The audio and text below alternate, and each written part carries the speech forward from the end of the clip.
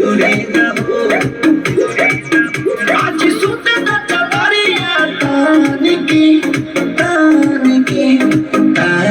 की टूट जाए राजा जी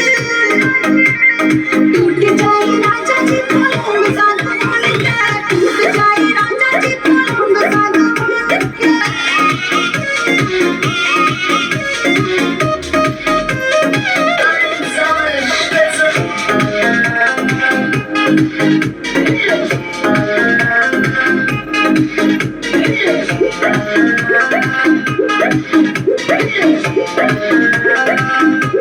छुए तो बदन की देखो न पटन की चादर बिछा दे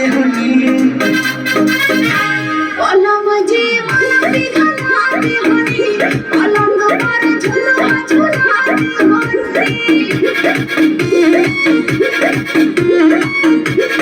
छुए तो बदन की देखो न पटन की चादर बिछा दे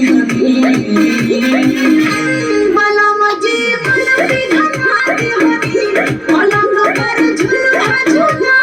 दे हनी यार बट बीडिया फान के टूट जाए राजा जी टूट जाए राजा जी पलंग साथ मार के टूट जाए राजा जी पलंग साथ मार के